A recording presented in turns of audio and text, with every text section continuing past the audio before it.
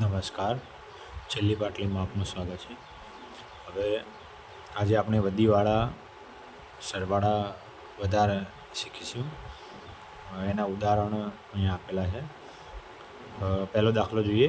45 + 17. તો અહીંયા 45માં 4 દશકની નોટ છે અને 5 એકમના સિક્કા છે. અહીંયા 17 છે તો 1 દશકની નોટ છે અને 7 એકમના સિક્કા છે. તો બાળકને આપણે પહેલાં એકમના જે 5 સિક્કા છે 5 દોરાવી દઈએ. નીચે 7 એકમ છે તો 7 એકમના સિક્કા દોરાવી. પછી બંને સિક્કાનો સરવાળો કેટલો થાય છે? 12. અહીંયા આપણે બાળકને પૂછીએ કે ભાઈ 12 આવ્યા તો એમાં પણ એક દશક કેટલા છે અને એકમના સિક્કા કેટલા છે? તો બાળક કહે છે કે દશકની 1 નોટ છે અને એકમના 2 સિક્કા છે. તો એકમની જે સંખ્યા છે એકમને નીચે મૂકીએ અને જે દશક છે દશકભાઈને દશકભાઈ જોડે મૂકી દઈએ. તો દશકની નોટને ઉપર આપણે ચિહ્નિત કરી છે. એકને ઉપર લઈ જઈએ વધીમાં અને એકની નોટ દોરી છે. અહીંયા 2 સિક્કા છે તો બગડાને સિક્કાની લાઈનમાં અહીંયા મૂકી દઈએ એકમના સ્થાનની નીચે. અને જે દશકની નોટ છે એ દશકની સ્થાન આપણે અહીંયા ઉપર મૂકી છે. તો હવે આ એક વધીવાળી નોટ તો 1 નોટ દોરી છે. અહીંયા 4 છે દશકની નોટમાં તો 4 નોટ દોરી છે. અહીંયા નીચે 1 નોટ છે વળી તો ફરી 1 નોટ અહીંયા દોરી છે. હવે ટોટલ કેટલી નોટ થઈ 10ની? તો 1 4 5 અને 1 6. તો અહીંયા 6. બાળક કહે છે કે 6 અહીંયા દશકની નોટ થઈ અને 2 એકમના સિક્કા થયા. અહીંયા આપણે બીજું એક ઉદાહરણ જોઈશું.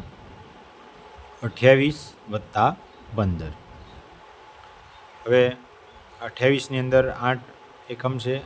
15ની અંદર 5 એકમ છે. તો 8 એકમના સિક્કા અહીંયા આપણે દોર્યા છે. નીચે 5 છે તો 5 એકમના સિક્કા છે. ટોટલ કેટલા સિક્કા થયા? 13. તો 13ની અંદર કેટલી નોટ છે અને કેટલા સિક્કા છે? તો 1 દશકની નોટ છે અને 3 એકમના સિક્કા છે. તો દશકને દશકભાઈ જોડે મૂકી દઈએ આપણે અને એકમને નીચે મૂકી દઈએ.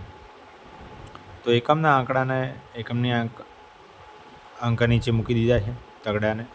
3 એકમ આવ્યા તો 3 એકમના સિક્કાને એકમના સિક્કા જોડે નીચે મૂકી દીધા છે.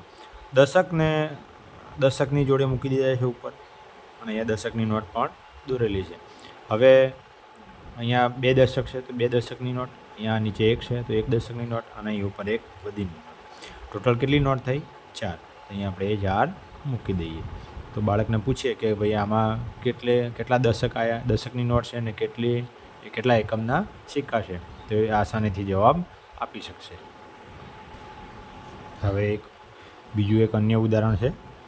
અહીંયા આપણે બાળકને એ શીખવવાનું છે કે વધી આવી એ મહત્ત્વનું નથી, પણ વધી કેવી રીતે આવી અને કેમ આવી એ આ રીતથી સરળતાથી એ સમજી શકે છે. ડાયરેક્ટ આપણે શીખવાડીશું તો વધી એ લઈ પણ લેશે, પણ એ વધી કેમ આવી એવા પ્રશ્નો જ્યારે કરે તો આ રીત આપણે એને બતાવી શકીએ છીએ. અહીંયા 49 + 25 છે. 49ની અંદર 9 એકમ છે અને 25ની અંદર 5 એકમ છે. તો 9ના આપણે 9 સિક્કા અહીંયા દોરી દીધા છે એકમના સિક્કા. અહીંયા નીચે 5 છે તો 5 એકમના સિક્કા આપણે દોરી દીધા છે. બંનેનો સરવાળો સિક્કાનો કરીએ તો અહીંયા થાય છે 14. હવે આપણે બાળકને પૂછીએ કે ભાઈ 14ની અંદર દશકની નોટ કેટલી છે અને એકમના સિક્કા કેટલા છે? તો બાળક કહે છે કે 1 દશકની નોટ છે અને 4 એકમના સિક્કા છે. તો આપણે દશકની નોટને દશક જોડે મોકલી દઈએ અને એકમની નીચે મૂકી દઈએ.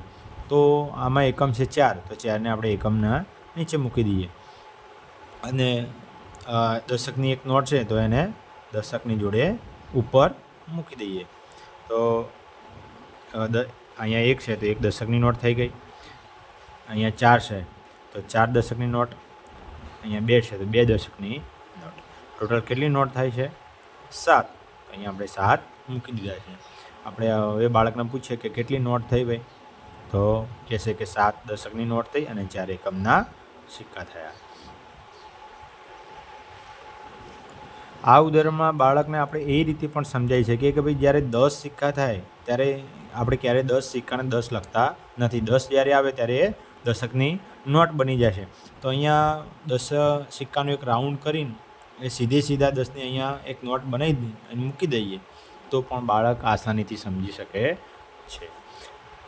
હવેના વિડીયોમાં આપણે આ પદ્ધતિનો ઉપયોગ બાદબાકીમાં કેવી રીતે કરી શકીએ એ આપણે આગળના વિડીયોમાં જોઈશું.